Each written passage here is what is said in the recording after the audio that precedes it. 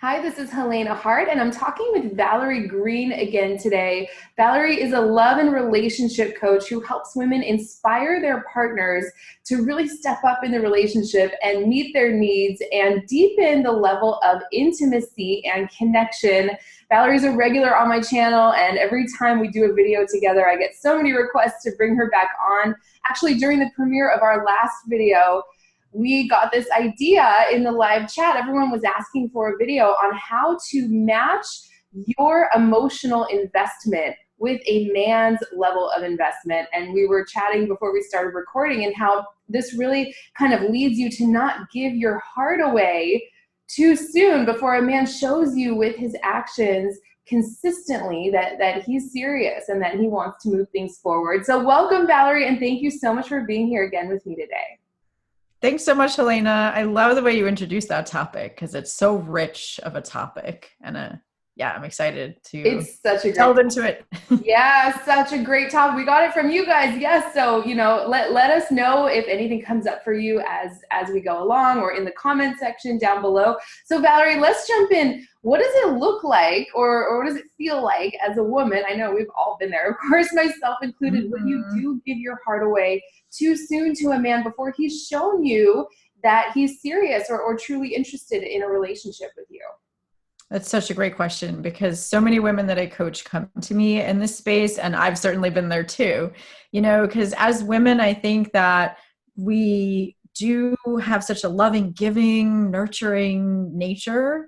And when we develop feelings for a guy, we just want to be all in, right? We want to show him how much we care about him. And, so what it looks like a lot of times is either women, developing feelings really quickly and then acting out of those feelings, like wanting to do things for him, wanting to share your feelings about him, wanting to kind of become the pursuer and drive to him or cook for him or do things for him, which is not wrong. But if you're doing that stuff and he's not also giving as much, then we tend to feel resentful or we tend to feel insecure because we're not sure where we stand.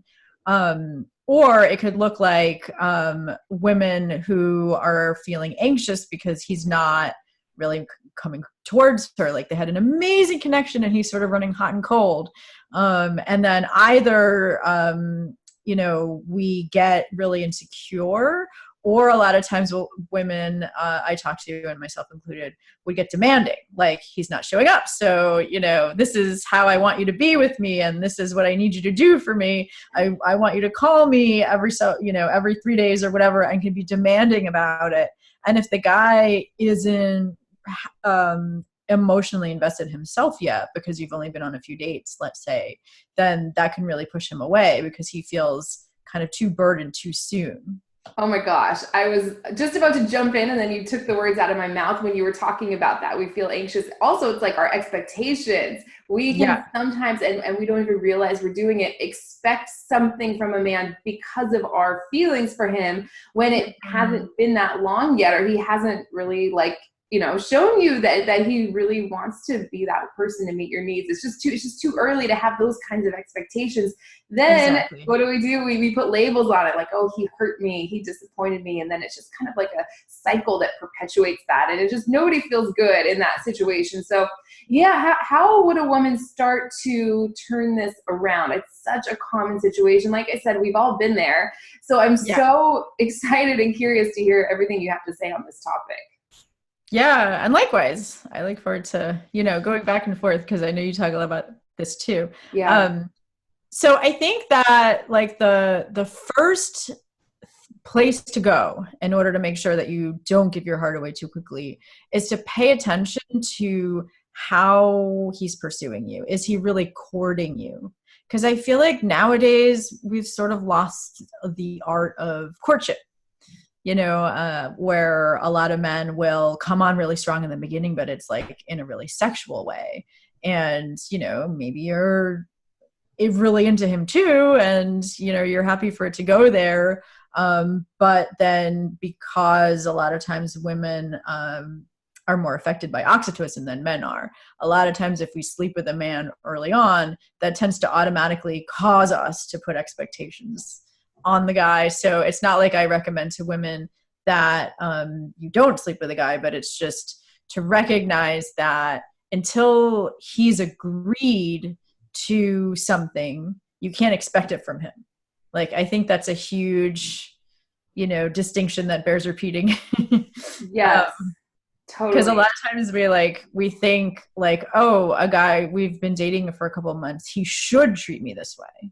And then when he doesn't, we'll get upset about it. But, guys don't want to be shoulded on. Mm-hmm. Just like we don't want to be shoulded on. Like, we wouldn't want a guy to say, well, other women put out after the third date, you should too. Like, he doesn't want to hear like, well, if you've been dating a woman for a month or so, you should be calling her every day, or you should be taking her out once a week. It's more like, I know, as you say, you need to pay attention to how he's courting you to see if he's investing. Yes. Watch what he does and see how that makes you feel. And of course, there are ways to express your needs. It's not just about sitting back and not ever saying anything. We've done videos on how to inspire a man to want to meet your needs, how to share your feelings and needs with him in a way that brings him closer. I'll include a link to all of our previous videos in the description. Everyone always asks for a list of all the videos because you have so much amazing knowledge to share. I always learn something every time we do a video together. So super excited for this. Yeah, I totally agree. How do you get out of that? Because I know that I've been there. We all have, right? Where it's like, oh, but this is this one guy that I really like. And so we can't help it. All of our expectations kind of flow to him without even realizing it until it's kind of too late. Then we're like, like you said, I gave my heart to someone prematurely before he's really kind of shown me what's up on his end, right? Yeah, exactly. And there's two really big things in this.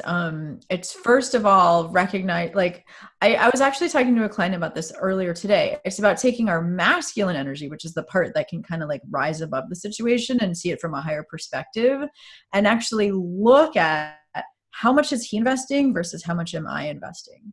And like, look at it, like, make sure that you're consciously one step behind him. Like, if he's giving, then it's great for you to give back. That's what the feminine is all about, is receiving and then giving back. Just make sure that he's giving to you first and you're giving back out of that place of fullness, sort of like we talked about in the video about initiating with a man. It's not like there's a certain rule for like, oh, he's giving me this much, then I can make a calculation about giving him this much. Like, it's more like, do you really feel filled up by him? And if you do, then give back in the way that is authentic for you. But what I see is a lot of women, starting to develop feelings for a guy, and then she gives because of her strong feelings rather than giving out of that sense of being filled up by what she's received from him. So I think that's like the main distinction there. That's a great point. Oh my gosh. See, I always get excited when I learn little tidbits from you in these videos. So everyone watching, so this is what I heard you say. Correct me if I'm wrong. You want to give because your cup is overflowing and you're giving back, because you feel so good of everything that he's given to you. It's just this natural, organic expression of your appreciation, rather than I'm giving to him because of my strong feelings for him, right? So everyone watching, let us know, when you give to a man, have you ever caught yourself doing this? I certainly have. Giving and initiating because you're giving back and you feel so good because of everything he's doing for you, or because I have strong feelings for him. Sometimes we're coming from a place of lack, and I'm giving because on a very subtle level, I'm trying to make something happen or get something back in return. That's what that giving to get, right? Exactly. And it's so hard though. I mean, so this ties to the second thing that I have to say about it, because, if we have strong feelings, like it's sort of like a drug, like oxytocin and dopamine and norepinephrine and phenylethylamine. All these hormones are like going through your bloodstream and making you feel high and making you feel like the birds are singing. And, you just want to give to him out of that space. So it really is about taking our masculine energy, like looking at the situation from above. And it's kind of like the masculine part of us is the part that allows us to have discipline. So it's like disciplining ourselves, first of all, to only give to him when you're giving back, right? That's the first thing. But then we're still going to have all these strong feelings, and like, so the second thing is to make sure to have discipline around not fantasizing about him, staying in the present moment. And that's so hard. I know I've totally been there. Hard. That's so hard. Do you have any tips on how to do that? I would love to. Yeah, I mean, and feel free to share yours too, because it's like I just feel like it really is subtle. It's like just an automatic thing that happens. We have to stop ourselves from it because we meet a guy, we go on a couple of dates, and all of a sudden we're like, well, what would it be like to be married to him? And what would it be like to have children with him? And what would we name them? And where would we live? And what would our house look like? And then all of a sudden you're like getting wrapped up in these feelings that then have us develop expectations of how he should show up, inside of that fantasy. And plus you're not really getting to know him then either. You're relating to the fantasy because you don't really know him yet, and so your feelings are based on the fantasy, not based on like the present moment connection. And that's why it's not good to do, not like I'm trying to tell you what's right or wrong, I'm just saying that's the impact of it.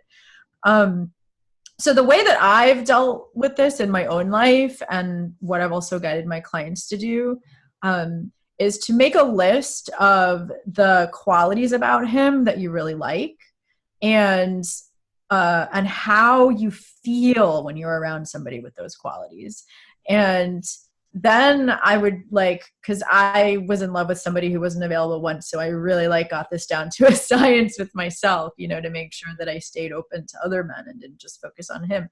But it was I saw him as a muse, so to speak, to show me what I wanted in a guy. And so then I felt the feelings that I feel when I'm around him. And then I would take that and turn it into a guided visualization where I would actually visualize being with a man who has those qualities and how it made me feel, but I would blur out his face. Oh my gosh. So it would be like, I would just kind of visualize, and then I would affirm to the universe, it's either going to be him or it's going to be someone better, but this is how I want to feel. This is how I deserve to feel. This is the kind of guy that I deserve to be with. So I just turned it into a visualization practice because my mind wanted to visualize about him, but I would have to consciously blur the face out, but really hold the vision, because that's really what allows you to be in that positive, creative energy instead of having expectations. I mean, you literally read my mind. I was going to say, make it a vague-faced man. And then you said, that's amazing. Wow, yeah. Make it a vague-faced. I don't even know if that's a phrase. Right, rather than it's got to come. We often think, love must come this way or come from this one specific person. When there's been so much evidence to the contrary. Sometimes these men are telling us they're not available, and we don't want to hear that because, like you said, strong feelings. But I like that. What I tell clients a lot is what if you can meet someone who has all the qualities that you love about this one guy, but who actually is available, who's not reluctant or hesitant, and is yes, let's do this. And that's kind of my thoughts on that. I also have, I have this thing called channeling that I have my clients do, where it's kind of training your brain to focus on what's right in front of you. So if a man's if he's not what's right in front of you, but you're constantly thinking and obsessing about him and analyzing the situation, trying to figure him out, what is right in front of you? And it's almost creating neural pathways, drilling down into the present moment. So sometimes I say, just make a list of 20 things that would completely absorb your time, energy, and attention. It could be just anything you could do at a moment's notice, right? Cleaning out your purse or your wallet, playing with your makeup, editing photos on your phone. Of course, there's things going for a run, going to the gym, but for everyone watching, see if you can make a list of 20, 30 things that you could just do any second. You catch yourself going, I'm thinking about this guy and obsessing and fast forwarding, and he's not right in front of me and he's not contacting me. What else can I kind of turn my attention to? I think that is a practical tool. Plus, if you're going to visualize, do it how Valerie said. I think that would be tremendously helpful to call in the right guy. And just like you said, whether it's him or someone that's way better and more available to you, depending on the situation, right? Totally. I think that's a wonderful suggestion, to look at what's right in front of you and look at what activities actually absorb your attention, because that's where your attention should be going as to other things that you really enjoy doing. Yeah. And Then when he's what's right in front of you, great. He gets your full attention, right? So you're just like constantly in the moment. That helps a lot of people out they do that fantasizing thing in a yes. way. So it's helpful. Anything where like time can pass and you don't even realize it. You're like, wow, 20 minutes just went by and I was so in the moment. I didn't realize the passing of time. Anything like that is great. And it gets easier, but 5, 10, 20 seconds of retraining yourself to do this, you can start to kind of build that muscle a little bit. Exactly. Yeah, that's really great. And then another important point about that is that when he is what's right in front of you, it's so important to be in the present moment with him, because we know we have expectations if we're like upset that he didn't call, or we know we have a story going on in our head, which is the next thing. If we're making up reasons why he didn't call, or we're like thinking, oh no, maybe he's more attracted to another woman, whatever. So then by the time he calls, we're not in the present moment. We're like anxious about that story, and we need reassurance about something that he doesn't even know is happening. Oh gosh, yeah. I mean, if you've been sitting around waiting, obsessing about when a guy's going to call and he finally does, and you pick up the phone, if you think he can't feel that in your energy, you are mistaken, right? A man can feel it, versus you are off living your own life. You're having a blast, right?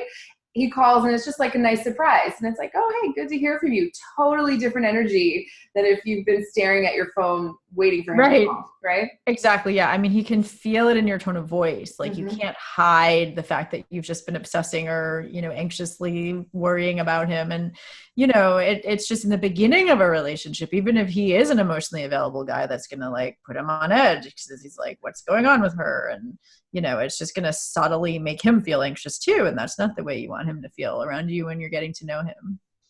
Love it. Oh my gosh. So great. And for everyone watching, let us know if you guys have anything that's helpful for you. Let us know either in the live chat or in the comment section if you're watching the replay of this. And yeah, this is phenomenal. Valerie, what's the next thing you wanted to share? Yeah. So the next thing that I want to share, which is sort of related to the, worrying. I mean, I think like putting our attention on the present moment is great. And always useful, but sometimes we can't. Like sometimes we feel anxious or angry. And so it's really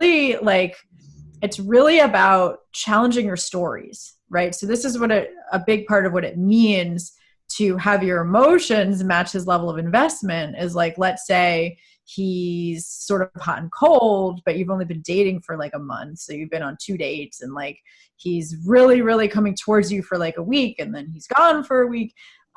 So like, obviously if you are dating a man like that, you're going to feel confused.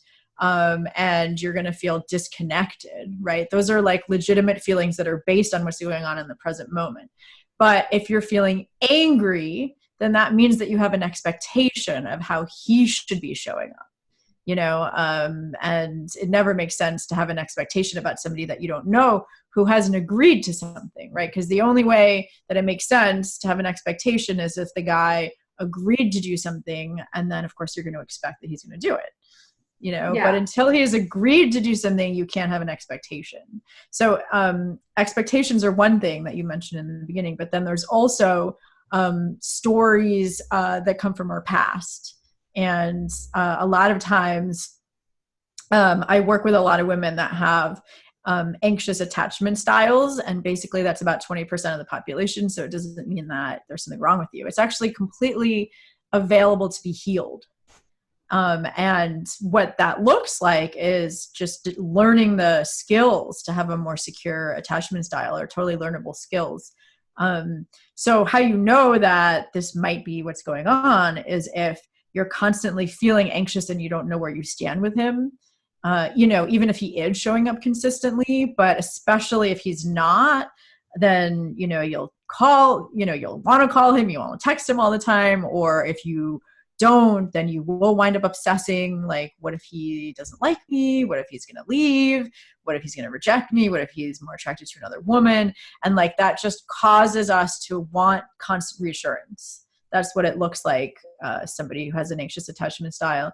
And it's totally healable. I mean, it has to do with the way that we bonded or didn't bond emotionally to our parents as children, but we don't have to spend a lot of time going back to the past.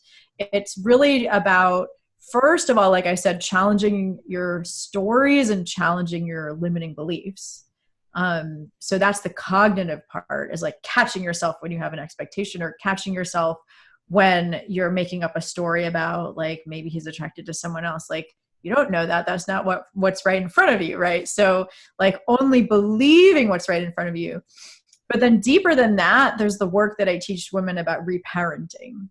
And that's basically about looking at those emotions inside of you, the anxiety, as like a little kid who feels that way, because that is where you learn these patterns. And like you said in the interview in my podcast, somewhere in there, if this is you, then you have a belief that love equals somebody's never going to be there for me, or they're not going to be there when I need them. And so it's really looking at, yes, reprogramming that belief, but by affirmations or however you want to talk to yourself, challenge that belief in your head.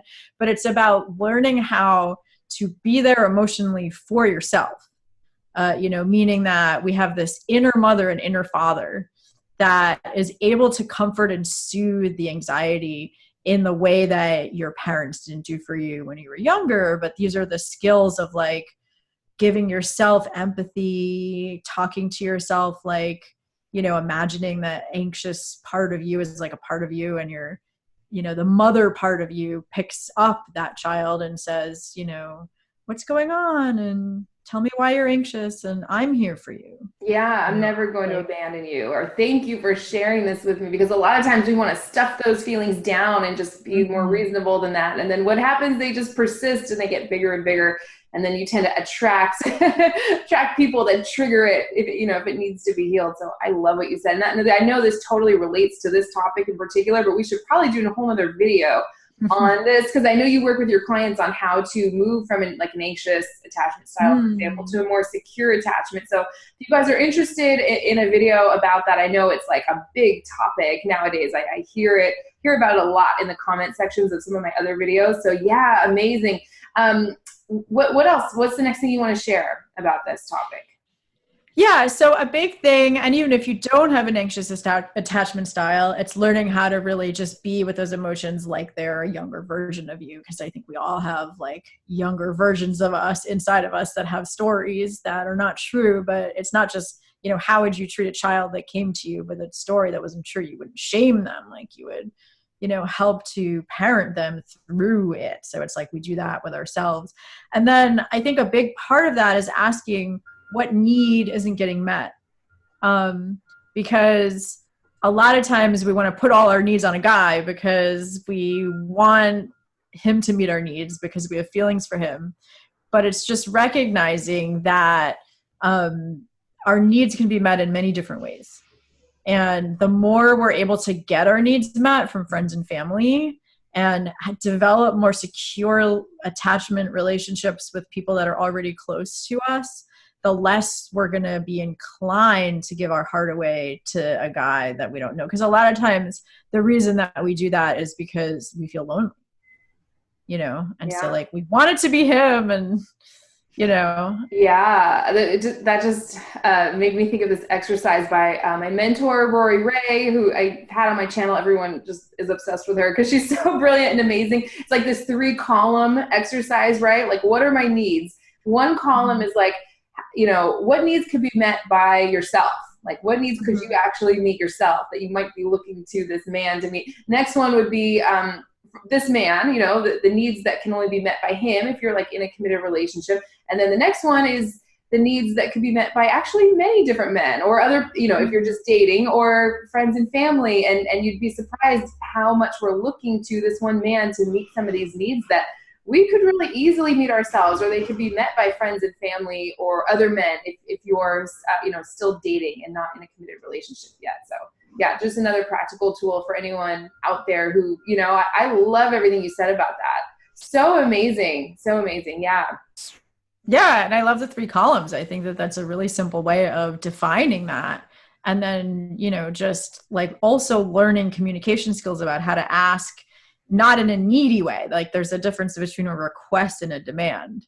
And a request is if, you know, you're okay if you hear no from that person because you know you can get it some other way. A demand is like, this person has to meet it or I'll get upset, you know. So check your internal energy. It's like it needs to come from this understanding of that there are many ways for our needs to get met. And therefore, you know, if one person says no, yes, we'll be disappointed because we want it to be the other person, but it's not, we won't be devastated. Totally. You know, because we know. Yeah. I think we talked about that in our video on how to inspire him to want to meet your needs, or it was one, I think it was that one. So check the description if anyone, we go really in depth on that topic. So important. Yeah. Request versus a demand, right? Or a request versus a requirement. Like I need to be with you kind of thing. Right. So yeah, amazing. So like, what would you say to women who've kind of like, I don't want to say like made the mistake, because I don't think like, I don't like to think of things in terms of you made a mistake, but they're in this situation. Like they actually are attached to a man, like their level of investment is way higher than a man's. And it's so easy for us, or for, you know, people just that don't know you to say, oh, just dump him and move on. Right. But it's like when you're in that situation, your feelings are involved and maybe like your attachment style is activated. It's hard to do that. Do you have any tips for women who've kind of like made it down the line a little bit, where they're way more invested in a man than he's invested in her?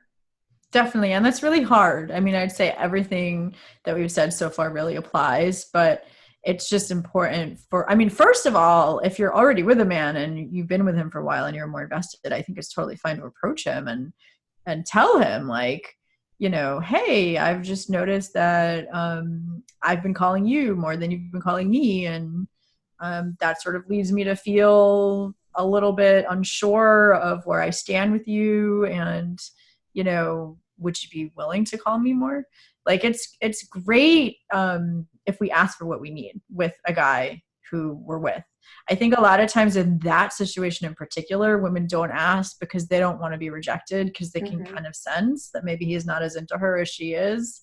But I think it's important to ask, because otherwise you'll never know if he's just actually not into you or if he's just clueless. Totally. And then as women, this is kind of what I find. I'd love to hear your input on this. It's kind of like, every time, the longer we spend with a man, every single time we hang out with him or sleep with him or just spend time together, we tend to get more and more invested. But a man like that, who's just, you know, we could kind of sense that he's never going to really fully commit or take it all the way to a real serious relationship, it doesn't work that way for him. Just, you know, he could be way back. I talk about this in my program on the art of getting the commitment you want. The relationship roadmap, and how, like you said, you need to be one step behind him. He could be way back on mile marker 1 or 2 for years or decades. And we think every time we hang out with him is getting us one step closer to what it is we want, whatever that is, you know, in the relationship. Yeah. So that's why it is important to bring it up and ask, especially if, you know, if you've been together a while or you've been dating a while, to not say anything and just assume that things are moving towards a more serious commitment is something we don't want anyone to do, right? Right, exactly. And I know we talk a lot about that in our interview about how to inspire him to commit. You know, because it's when a guy asks us to be exclusive, that's when you get to say, all right, and here's my requirements in relationships so that I'm happy. And that's, you know, because he's already told you he doesn't want you to get those romantic needs met from anyone else. Yes. So then you have to let him know what your needs are. But if he hasn't asked you to be exclusive, unfortunately, I mean, there's, in my opinion, only 3 reasons why that could be. The first one is that he's not that into you. And I would hate to, you know, say that. I would hate to have that be true. But most men, if they are really into you, they won't want to share you with other men. And so he might, even if he's not dating any other women, he might just not want, I mean, he's either not that into you or he knows that he doesn't want to commit.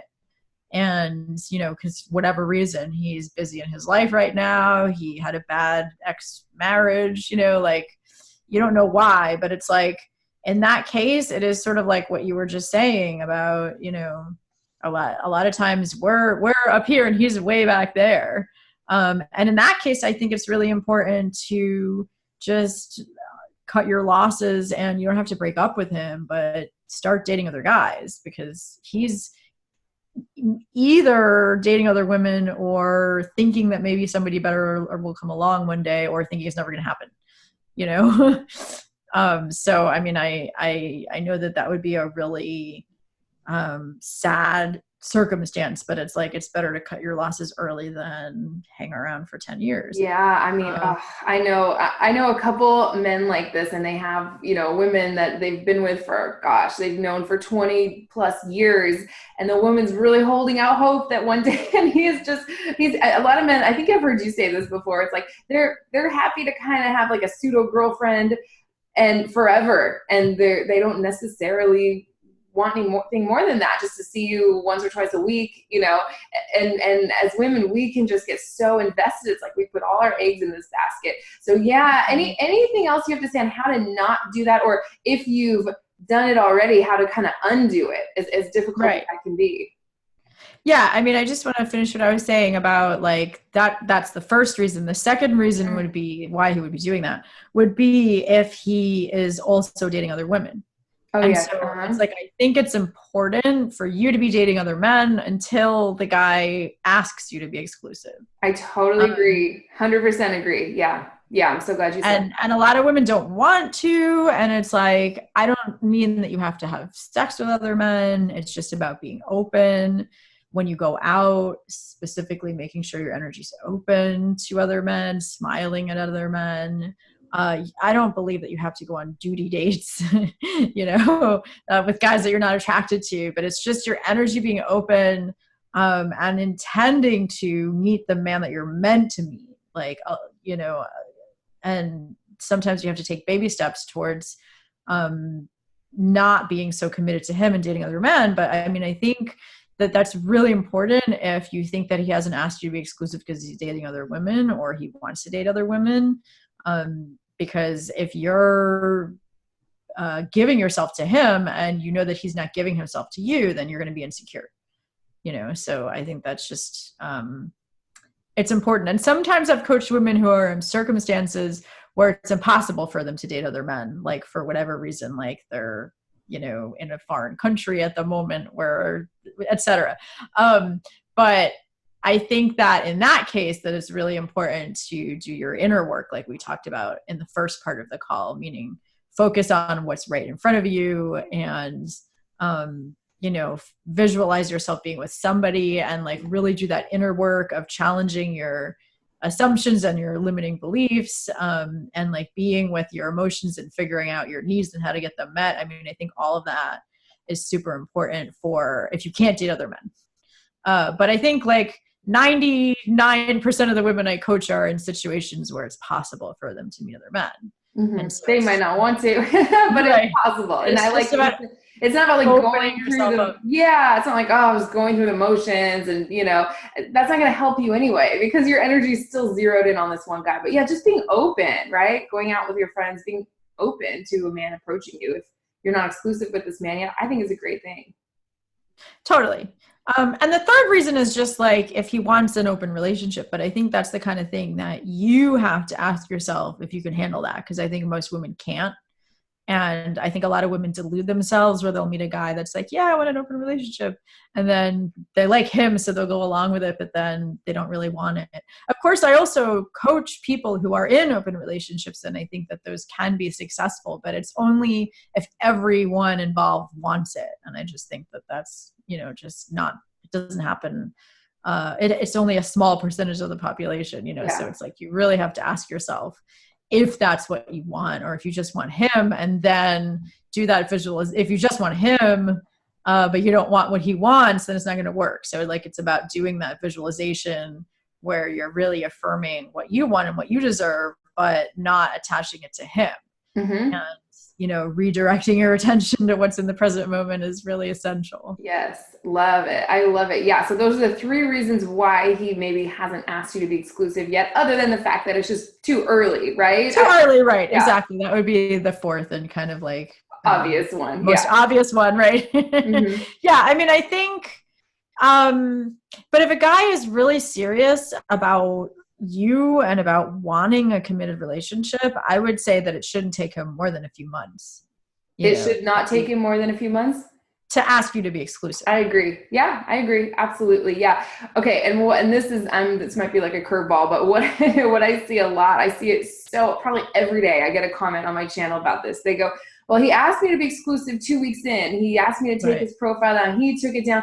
Now he's disappeared. They go, but he said he wanted to be exclusive. I'd love to hear your thoughts on that. Because that is such a good question. Does it matter what he says before what time frame? Yes. Yeah. That's the other big thing is like, you have to make sure that he's actually courting you. And what that looks like in a healthy courtship is that the guy is, you know, asking you out regularly, like once a week, consistently over time, or once every other week in the first couple months. He's either calling you or texting you between dates. He's letting you know his feelings for you, you know, and they won't be overly sexual in the beginning. You know, he'll be complimenting you, but it won't be overly sexual in the first few dates. You know, he'll just be consistently coming towards you, talking about planning trips with you, whatever. Like, and if he's doing that consistently over time, then it makes sense that he want to ask you to be exclusive after a few months. If he asks you to be exclusive right away, then I think that, I mean, once in a while, I think that that makes sense because you just have this really incredible connection right away. But exactly, you have to let him consistently woo you for, you know, consistently every week for a period of a few months before you can really trust like what that looks like for him. And then I also always recommend that if a man asks you to be exclusive, that you not say yes until you've clarified like what kind of relationship he wants in the future. And, you know, you've clarified like whether he's emotionally available and like actually wants to be with your feelings when they happen. And, you know, if you have enough shared values in order to create the kind of relationship that you want together, and if he doesn't have any of your deal breakers. And there's really no way for you to know that after 2 weeks. It takes time to figure it out. I mean, even 2 months, people say, he asked me to be, you know, it just takes time. So what I hear you saying, and I love that we're talking about this because I don't know if I've ever said it in this way. Let the time go by and watch what he does and see if he shows you with his actions, his consistent masculine action towards you, not just his words, because we can like fall for a guy quickly and we really like him. Then he's like, doesn't want to worry about competition, of course, right? Doesn't want us to be on online dating anymore. So he can ask us to be exclusive. I've had men ask me to be exclusive on their like third date. And I'm like, we don't even know each other. We're going to jump into a relationship with you, right? Even though I really liked them. And then they just get offended. And then that's like, obviously there's something like there's something off there, right? If he's jumping in before he even knows you. So you want to like, there's a pace of it that feels easy and comfortable, not urgent or off balance, right? Right. So exactly. And I mean, I think like, right? Exactly. And I think that if a guy asks you to be exclusive after, you know, 3 dates or 2 weeks or whatever, you know, it's important with any guy asks you for something you don't want to do that you keep your heart open. Totally. You know, and like you answer in a way where you're honoring him, you know, and like, oh my God, like that, I feel so flattered and I really like you. Yeah, that's exactly what I said. I really like this guy too. This was a long time ago, but yeah, I was like, yeah, I feel incredible. And this is what I would have my clients. This is kind of before I knew everything that I know now, but I would say that would feel really good.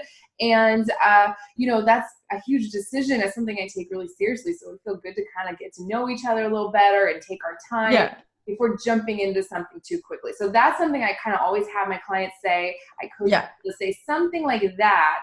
It gives him something he can get later, right? And see what he does. Like that particular man just dropped off because he was offended that I didn't want to be exclusive after 3 days. But most men he might have had an insecure attachment style. Yeah, I think it's so funny. But yeah, most men would be thrilled. They'd be like, okay, great. Like, let me show you that I'm serious. Like, let me continue to invest in you. And that's what makes them fall in love, right? Is when they're investing and pursuing you and like, right? Spending time and energy. Yeah. That's great. Yeah, because like I get a lot of questions like, well, what do I say? He's asking me to be exclusive. It's only been a month. What do I say? So yeah, love what you said. Acknowledge that. Tell him that you would love that. That would feel incredible. And it feels so good to be asked. And that's really something that you take seriously. It would feel good to take a little more time to get to know each other and make sure you're on the same page before just jumping right in, right? Exactly. I love the way you said that. Yeah. I think that like a healthy man, an emotionally healthy man would totally understand. You know, he would be like, oh my God, she is a quality person. She doesn't want to jump into things. She really values, you know, quality decisions. Like I think a healthy masculine man would really respect that. Absolutely. Yeah, totally. I mean, same with, sleeping together for the first time. You Yeah. say, like, that's really something that I'm looking forward to, within the context of an exclusive relationship, if that's what you need in order to have in place. So with a lot of these things, I'm hearing you say, let a guy make you the offer, and then you respond with what would feel good, what wouldn't feel good. You respond with what would work for you. And I love that, because responding is a very feminine energy quality. So you're just think of yourself as constantly responding. A man makes you some sort of offer and you respond, and right, rather than jumping ahead and going, okay, how do I let him know that you, right? That's kind of the feeling I get from talking with you about Totally. Yeah. I love the way you said that, because that's how you turn your expectations into your standards. So like, instead of having an expectation of a guy that you just meet that he has to treat me this way or else I'll be angry, or else I'll demand it or whatever. You say, okay, I only give my heart away to a guy who treats me that way. And, he has to show me that he treats me that way before I'll feel safe enough, like really try. And what does giving your heart away mean is that we trust that we can depend on him to meet our emotional needs. There's a certain sense of security knowing that you're with somebody that you can depend on. And that's what a secure relationship should look like. But he hasn't shown you that he can really honor your heart yet. So like, you still have an open heart to yourself. You still express what you want with an open heart. But I think giving your heart to someone means that you trust him to really honor it. And he's shown you that you can honor it. So your standard, like a healthy standard, is I only give my heart to someone who treats me that way. And I don't know if it's him or not, but I look forward to finding out. Versus like you give your heart to him too quickly, meaning that you have all these expectations of how this particular guy should show up with you, because that always either leads to you feeling disappointed or angry or insecure. Oh my gosh. I mean, turning your expectations into standards is like the hallmark, I think, of this whole thing, right? I don't know if we should do a whole other video on that. We probably should, or if it just relates to this topic only, but that's huge. Isn't there like a Buddhist saying, like, expectations are the root of all disappointment or something like that? And I love what you said. It's not expectations when he hasn't agreed to do that. And how to build trust with a man, like you said, you know that he's going to follow through because he's shown you that he's reliable and dependable. If he says he's going to pick you up at a certain time, he's there, right? If he says he's going to call, he calls. I mean, there's no worse feeling than feeling attached or in love with a man where you don't really know if he's going to do what he says he's going to do, right? Right, so, exactly. You don't want to give your heart away to someone until he's shown you. And it takes time and consistency and kind of feeling your way through it, right? Totally. I love that. And if you have healthy standards, then you just won't be interested in a guy that treats you, that says he's going to show up at a certain time and he doesn't do that consistently. Because like we said in the video about commitment, it's like you have to notice the way he keeps his commitments in little ways to see if he can keep commitments in big ways. But of course, like, if you're just starting to date a guy and he agrees to do something and he doesn't do it and he's got a valid excuse, it makes sense. Or even if it is a pattern, like, if you're not attached to him and you're just getting to know him and you don't have all these expectations, it's totally great and healthy to say, hey, I noticed we said we'd meet at 8 and you showed up at 8:15 and, I was sitting here kind of waiting, feeling uncomfortable. And I'm just wondering, like, what was going on. Absolutely. Yeah, of course. Now, no guy is going to be perfect all the time. Just like we're not, like, things come up, there's emergencies, you get sick, but if it's a consistent pattern, absolutely saying, hey, I've really noticed that when we make a date for a certain time, it, kind of tends to be, 30 minutes beyond that or whatever it is. And I feel curious. Is this kind Yeah. of something that I'm going to have to accept if it's Right. part of the package? Are you always some men are always like 30 minutes late, Yeah. and that's just who they are. That is never changing. So you can go, coming from a place of curiosity, is this something I'm just going to have to accept if we're going to be together? Yeah. Or is there Exactly. something that we could, is there a way we could work this out so that doesn't keep happening? If that's like a Yeah. trigger for you, if that's something that really kind of bothers you, right? Exactly. And that's why it's important to have these standards instead of expectations. Because if you have expectations, then you're going to be angry at him and make him wrong. But if you have standards, then you're just kind of being curious. I That love allows it. you to be curious as to and I love the attitude that you were just saying that with, because it was totally coming from this lighthearted, open space where you really wanted to get to know him. Yeah, totally. There's all kinds of things. There's this kind of like, is there a way we could work this out, so it doesn't keep happening? Or is this just kind of, does work run late sometimes and it's just, this is never going to change? Because the worst thing you can do, I would say, you should either accept it or reject it, right? The worst thing, Yeah. tolerate it. I'm going to tolerate this and stew in my feelings and be mad and resentful because he's always late and not say anything. Oh my gosh, that is like that resentment is just going to build and build and build. And he can feel that, right? A man can feel the stuff in the air. They can feel the tension. Do you have like this? Because I'm so curious about this topic. Do you have one more maybe common example of turning an expectation into a standard? Because I think that is so brilliant. Yeah, I mean, I think a big thing is like how often he wants to ask us out. I think that a lot of women complain about a guy sort of pursuing a lot in the beginning, and then he sort of pulls back, and he doesn't want to see her as often.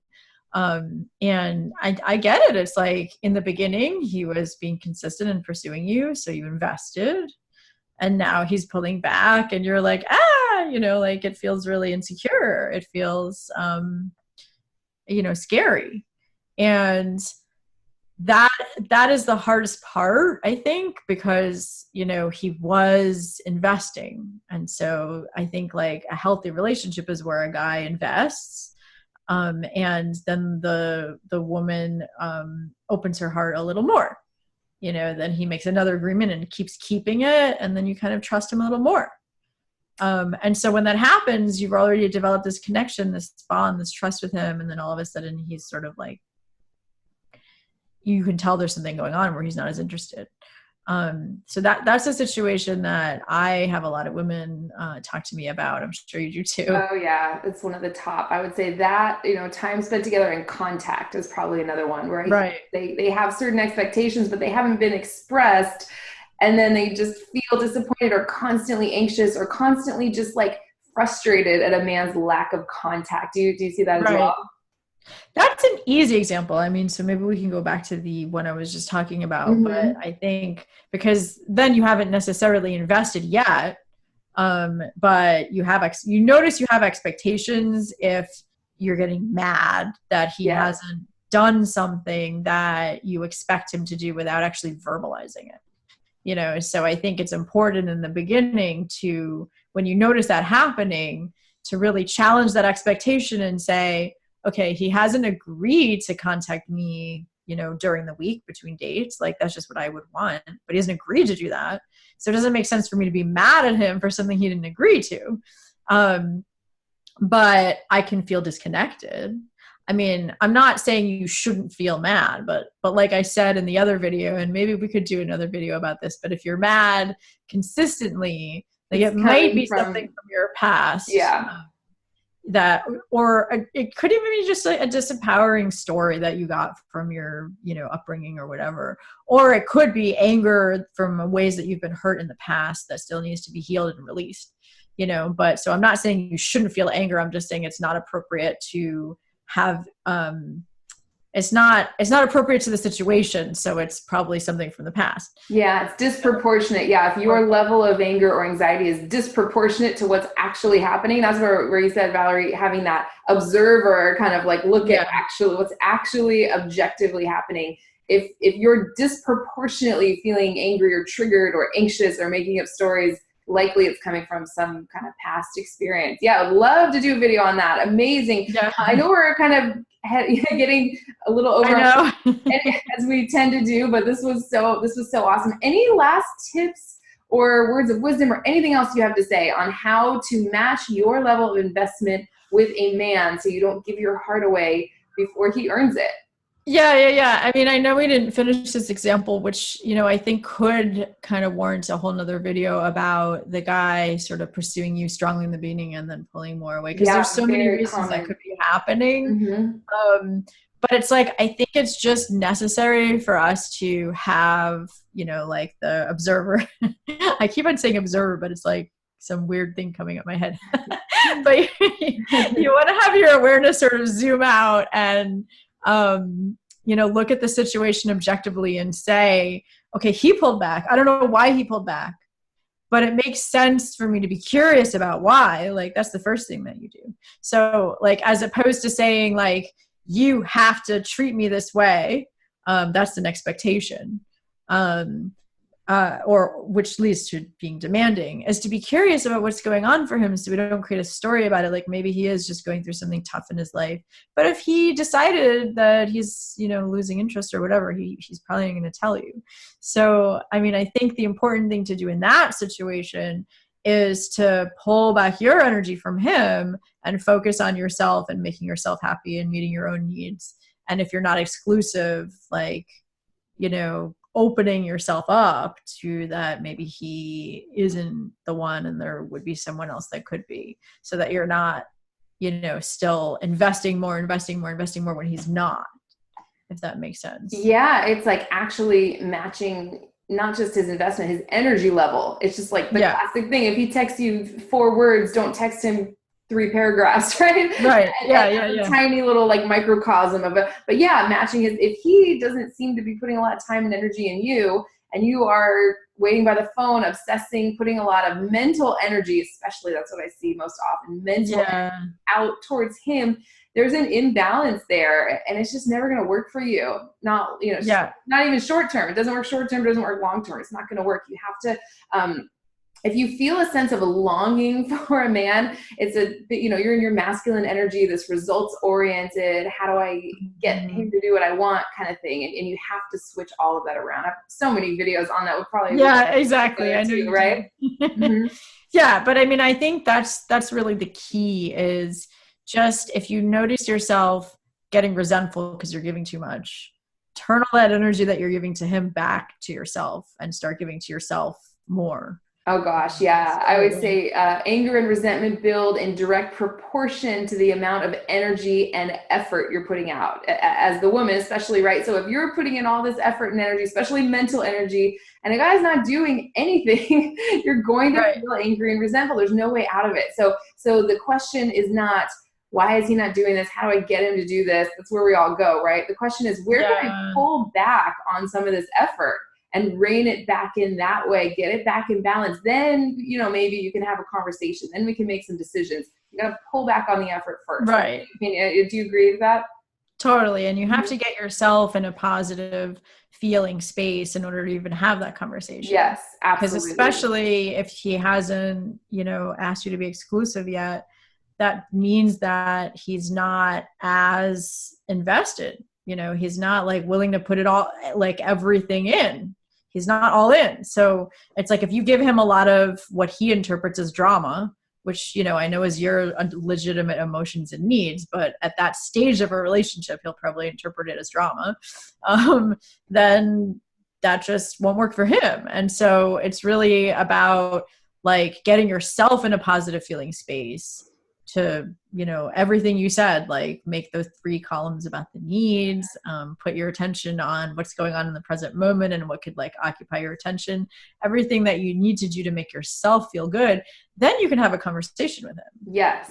About like, this is what I would like. Is that something that you're interested in doing? Because at that point, most men really love to be asked for things by women, as long as it's actually a request and not a demand. Yeah, absolutely. Yeah, we did that whole video and that was so brilliant. Oh my gosh, I gotta go back and watch that. It's helpful to me personally, even. It's so, so great. Everything you have to share is so great. Yeah, just want to end on this note. It's all that energy going out towards him, all your level of investment does not inspire a man to want to step up and give you more energy. It's just the opposite. Exactly. It feels like pressure to him. It's like, it's so counterintuitive, but it's the amount of effort that he puts in that determines his desire to invest and commit and show up powerfully for you. It's not your level of investment and effort that makes a guy want to do that. It's just the opposite. So yeah, I know, it's so counterintuitive. Yeah, it is.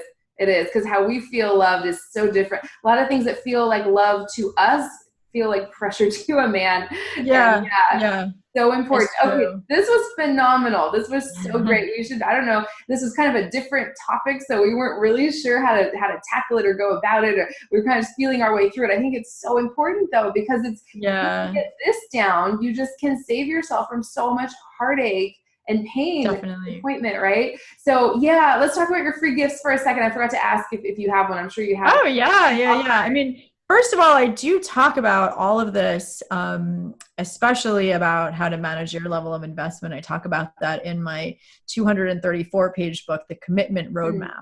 And so I know you have the link to that below this too. Yes. That's basically how to walk through these stages of gradual investment.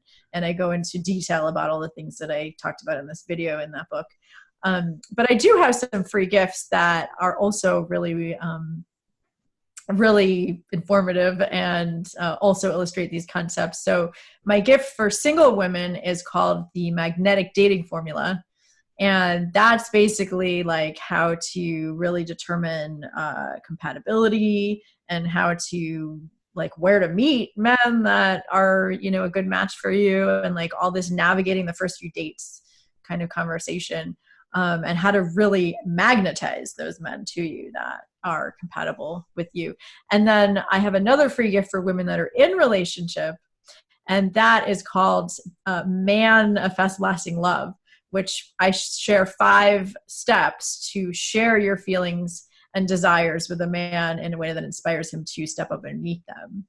So good. And would you mind if I put a link to apply to a free breakthrough session with you? Are you taking new clients right now? I know sometimes you have an opening, sometimes you're booked. So I can. Yeah, exactly. I mean, and I know this video will be up forever. So you're always welcome to reach out to me and apply for a free breakthrough session. I give a free 90-minute breakthrough session to anybody who is looking to hire a coach and has the time and money to invest in hiring a coach and wants to see if I'm the right fit for you. Because 90 minutes is really enough time to really get your story and to really give my recommendations, and then we can see if we're a match to work together. That's amazing. Yeah, I think what you were talking about at the beginning of this video with the anxious attachment style and how you work specifically, or you worked with a lot of clients with that specific issue, helping them to become more securely attached, is like, wow, hugely helpful. If you're watching this video,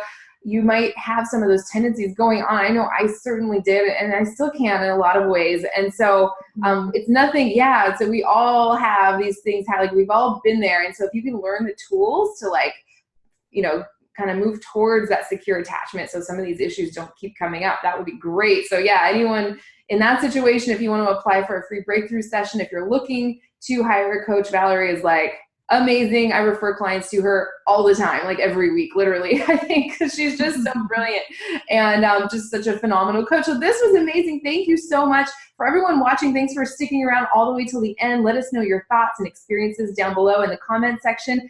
All of our links to Valerie's free gifts, her breakthrough session application, all the videos we've ever done, everything is in the description right below this video. So Valerie, thank you so much again, and we should definitely do this again soon. Thank you, Helena. I always love our conversations.